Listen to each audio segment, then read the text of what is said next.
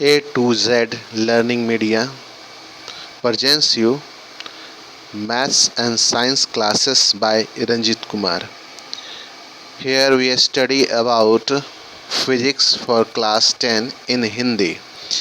जैसा कि मैं आपको कल बताया ही था कि हम लोग हिंदी और इंग्लिश दोनों में ही जो है पढ़ाई करेंगे, ठीक है। तो हम लोग आज शुरू करने जा रहे हैं। यह आपका अध्याय 10 प्रकाश परावर्तन तथा अपवर्तन। पढ़ाने के क्रम में मैं हिंदी इंग्लिश दोनों का ही इस्तेमाल करूंगा। आप इसको समझ करके इसका नोट तैयार करेंगे। अध्याय 10 chapter 10 light reflection and refraction.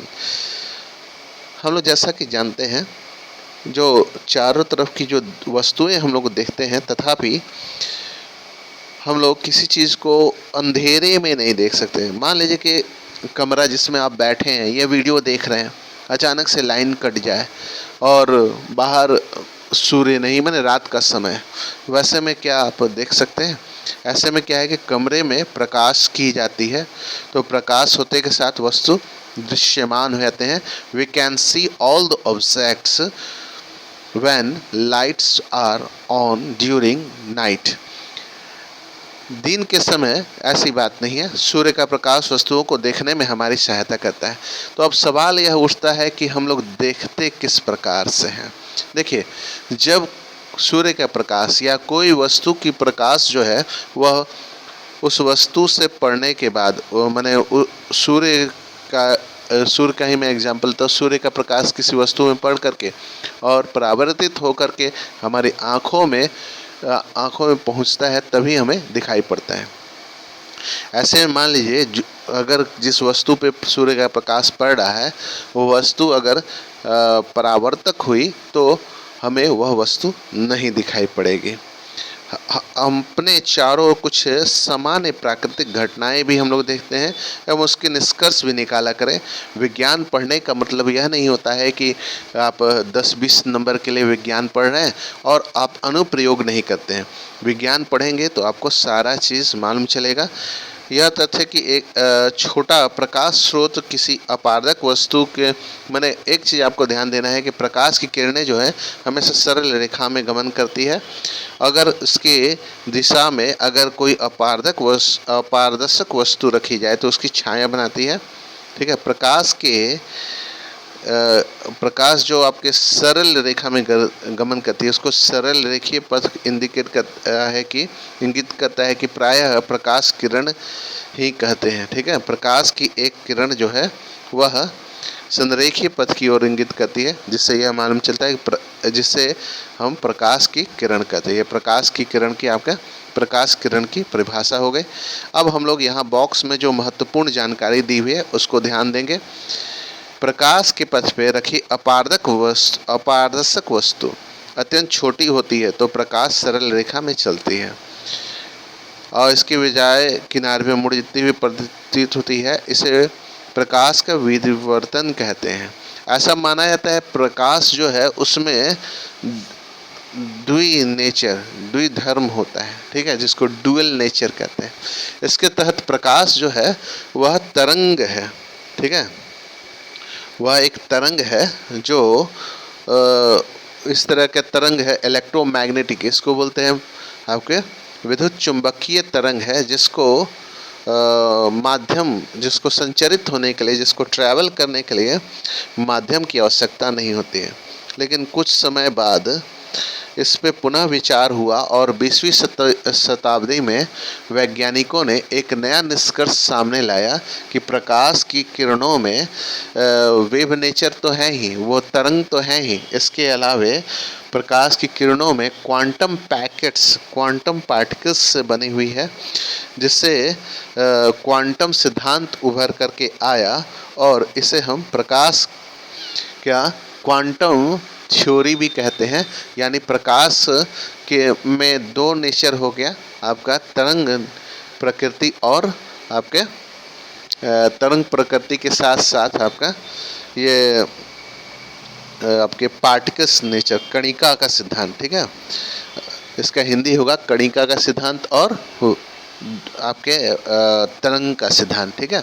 यानी प्रकाश तरंग और कण, ऊर्जा वाले कण दोनों है इस अध्याय में। लेकिन हम लोग उतना वृहद रूप से नहीं पढ़ेंगे। इसमें पढ़ेंगे हम लोग परावर्तन और अपवर्तन जैसी घटनाओं के बारे में पढ़ेंगे और प्रकाश के संरेखीय गमन का उपयोग करके अध्ययन करेंगे। ये मूल धारणाएं प्रकृति के घटने वाले कुछ प्रकाशीय परिघटनाओं के अध्ययन में हमारी सहायता करेंगे। इस अध्याय में हम गोलीय दर्पण द्वारा प्रकाश के अपवर्तन एवं वास्तविक जीवन में उनके अनुप्रयोग, एप्लीकेशन इन डेली लाइफ भी जानेंगे, है ना। तो let's begin our first topic, प्रकाश का परावर्तन, रिफ्लेक्शन ऑफ लाइट। तो अब यह है कि इसकी परिभाषा क्या होगी। नहीं, प्रकाश जब कभी, ध्यान दीजिए, इसको आप लिख भी सकते हैं, प्रकाश की किरणें जब कभी बहुत ही चमकदार वस्तु पे पड़ती है तो वह अपने पथ की ओर वापस मुड़ जाती है। इस मुड़ने की क्रिया को हम प्रकाश का परावर्तन कहते हैं। जैसे उच्च कोटि की पालिश की हुई हुआ पृष्ठ जैसे कि दर्पण अपने पर पड़ने वाले अधिकांश प्रकाश को परावर्तित कर देता है, ठीक है।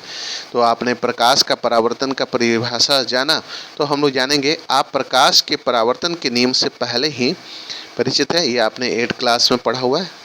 तो ये 2 होता है, आपतन कोण परावर्तन कोण के बराबर होता है तथा आपतित किरण दर्पण के आपतन बिंदु पर अभिलंब तथा परावर्तन किरण सभी एक ही तल पर होते हैं, तल में होते हैं।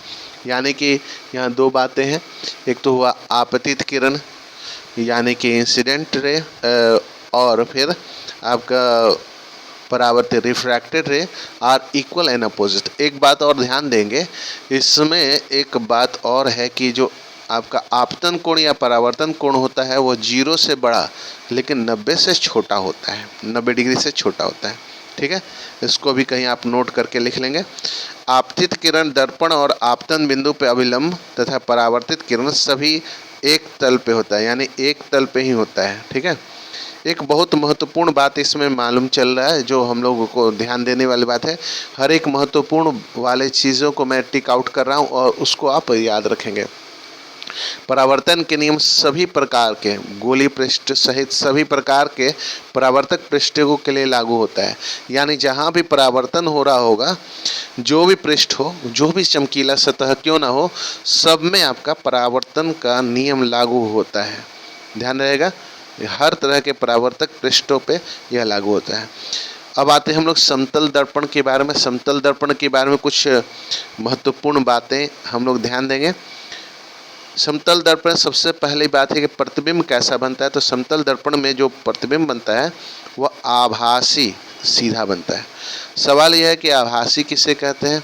तो आभासी वह होता है जो वस्तुतः वहाँ पे एग्जिस्ट नहीं करता, वहाँ होता नहीं है, बात समझ रहे हैं, लेकिन प्रतीत होता है कि वह उसके अंदर है, ठीक है, इसलिए उसको आभासी कहते हैं, ठीक है।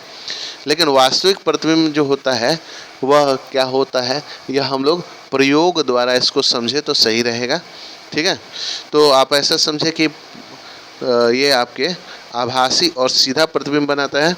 प्रतिबिंब का साइज वस्तु के साइज के बराबर होता है, यानी कि वस्तु जिस आकार की होगी आपका प्रतिबिंब भी उसी आकार का होगा। प्रतिबिंब दर्पण के पीछे उतनी ही दूरी पे बनता है जितनी दूरी पर दर्पण के सामने, यानी कि दूरी भी जो होती है वस्तु दूरी और प्रतिबिंब की दूरी, ये दोनों के दोनों बराबर होती है।